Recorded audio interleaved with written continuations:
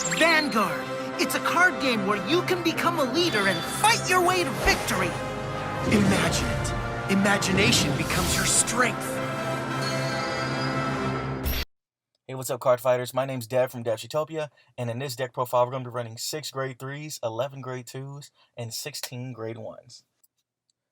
To start off our list, we're going to be running 4 copies of the new Blademaster. The new Blademaster might not get a crit, but it gives itself and a vision token plus 10k as long as your opponent has no rear guards on the field. This is extremely easy, especially since our act skill of this discarding card, as long as we have our combo pieces, Doha and Garan, we can just instantly wipe our opponent's field as long as they don't have any units that say don't touch me. And at the end of the day, numbers matter in this deck. This deck is mainly Force 1. It relies on stacking a lot of Force 1 markers on the Vanguard circle, and that's mainly thanks to our supporting Vanguard. We're going to be running 2 copies of Dragonic Waterfall. Now, Dragonic Waterfall is a 2-of, mainly because this is our kill card. In a sense, we're going to run into a lot of people with PGs, especially since Protect decks are getting like a massive increase in playability. I believe in JP right now, as I'm recording this video, Night Rose and Dark Irregulars are just really popular and topping a lot. So having a Vanguard that says no Sentinels is very important. And that's why we use Force 1 specifically in this deck, because if we just put all of it on Vanguard, we're swinging for like 50k with a crit, and then making our opponent really think about what they should do, or if they can guard, because we still get drive checks as well. Now for our grade 2 lineup, we're going to be starting off with 4 copies of Doha. In order for Blademaster to work, you always need Doha and Garan. And Doha superior calls to Garan from deck, so it makes it a little bit easier. And when your opponent has no rear guards, it also had some kind of a level of guard restrict. So the idea, right, when you're on Dragonic Blademaster Souen, you call your vision token, swing with your vision token, swing with your Vanguard, but give all of the triggers to Doha. Doha is going to be able to guard restrict and be a little bit more threatening because you're running a Force 1. This is a Force 1 deck. No one really gets criticals except Waterfall. So you need to give the benefit of doubt to Doha and make Doha really threatening, because 9 times out of 10, they're going to PG, Blademaster, and the Vision token. That's just how it is. That's how my proxy games have been against my friends. They would either just PG the 2 units that get drive checks and then take the rear guard that only does 1 damage. Next, we're going to be running 4 copies of Berserk Dragon. Berserk Dragon is our preferred grade 2 Vanguard. You know, we get an extra draw, we get to retire something, and even late game, you know, we're not using our soul as much, and thanks to Souen's skill, you know, you're not counterblasting or soul blasting to discard and make a token, unlike the original Blademaster. So, you know, soul blasting isn't going to be really a hindrance. You just got to make sure that you leave grade 3s and so that Dragonic Waterfall can work properly.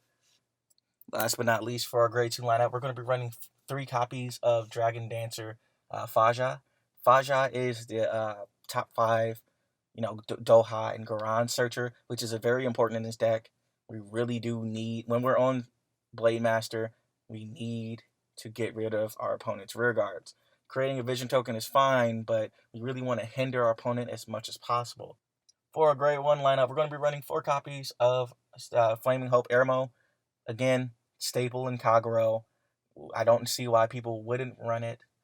Festival Collection, I believe Festival Collection Airmo might be a little bit cheaper and everything now than regular, you know, Unite Team Q4 Airmo. So, you know, retiring that unit to get a counter charge and a +1 draw, really cool. You can also try to, you know, draw. There's a chance you can draw into Faja or either Doha, which again is really helpful. And plus, I believe this deck uses a lot more counterblast than regular Blademaster, to be honest. Yes, we temper with Soulless a little bit, but the superior call Garan, we need a counterblast. To use Berserk Dragon, we need a counterblast. Safe side to always have a countercharger in a Kagero deck, and Airmo's just perfect. Next, we're going to be running 4 copies of Garan. Now, Garan is part of the combo. We need Doha and Garan to retire opponent's field. But in order to pay the cost, if you have some extra Garans and Dohas in hand, you can just discard them instead of discarding more valuable cards like triggers or even other grade 3s. And I believe that's actually a better play because you can recycle Doha and Garan back into the deck. We're going to be running 2 copies of Soja. I don't think it's necessary to run 3. I believe you would run 3 if you had 3 Garan and then 3 Soja. That might be a better idea. But, that Soul Blast one to recycle them back into deck, it's not as necessary early game, and it's more important late game. So that's why I have it at 2. Next, we're going to be running 4 copies of Lava Flow Dragon. Our generic grade 3 searcher is more important in this deck than ever, especially since you always want to start off with Blademaster. Dragonic Waterfall is a late game, kill turn Vanguard. So you really want to make sure that you can ride into Souen at least twice before you go full Waterfall and try to swing for game. And because you retire your opponent's field, thanks to the combo of Doha, Garan, and Blademaster, you easily get that +5 and become an annoying number, an even better booster when you're trying to, force your opponent to waste their hand. Last but not least, we're going to be running 2 copies of Sable Dragonute. Sable Dragonute is more of a tech, mainly because, retiring your opponent's field, get a free card, you lose a rear guard, but that's completely fine. And it's a good starting Vanguard when you're going second because you get an additional draw as long as the attack hits. So we don't need 4. We don't need even 3. We would prefer to keep our numbers consistent so we can see our combo. And Sable Dragonute is just not going to really help in a sense because you're going to get 4 dry checks. And that's just already good enough. You don't really need both Airmo and Sable Dragonute maxed out. When it comes to trigger lineup, it really is just personal preference again. I believe Critical Sentinels can work as long as you don't max them out 2 and 2. That usually seems like the pattern that actually does work for most decks. And for Blademaster, it's no different. You don't really plus by using the Vision token, you know what I'm saying? You discard 2 and then gain 2. You plus by, hitting with Doha.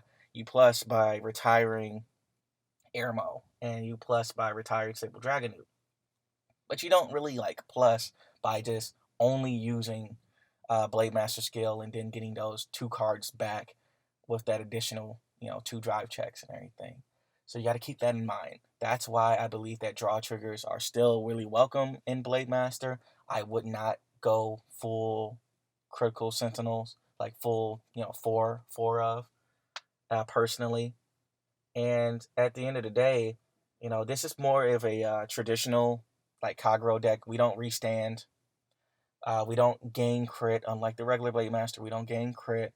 If you really did want to, you could run 2 of the original Blademaster and no Sable Dragonutes, and cut Sable Dragonute entirely and basically run what's called 14 grade 1s and then 8 grade 3s. That might be a better option for you if you feel as if that the game is going steadily. And it's a better ride. It's a better first turn ride than Waterfall. Remember, Waterfall is just late game. I haven't tried Force 2 with this deck. I'm just going to be honest. A lot of my test playing has been with Force 1 because it usually just works. Dragonic Waterfall was notorious for just Force 1, and Force 1 only. It gets a crit. It gets a huge number thanks to the Force 1 markers on the Vanguard circle. It doesn't really need to go Force 2. Even when it comes to Blademaster Souen, going Force 2 is not that helpful, in my opinion. Yes, you get the pluses for your opponent having no rearguards, but what if they do have a rearguard that just denies being retired? You know what I'm saying? Their sweeper and Tachi's. I believe that Asha, the Flower Maidens, have 1 card that can't be retired by card effects and everything. So you got to really think about that, You got to really look at your opponent and be like, okay, do they have a card that can't be retired? Do I think I can get Doha off?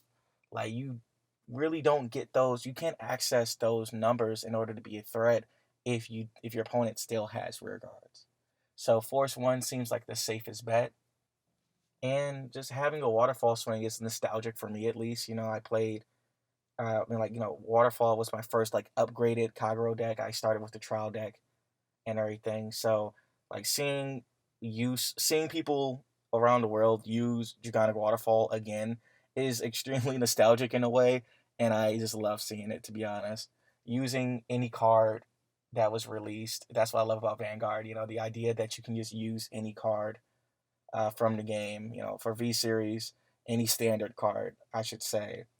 But finding use of these old school cards is what makes Vanguard so much fun for me. One gripe I have about this deck is that it's slower than the Cross and other Force 2 decks. Like, unless you get a trigger, you're not going to be doing really 2 damage anytime soon. You're going to get PG'd a lot.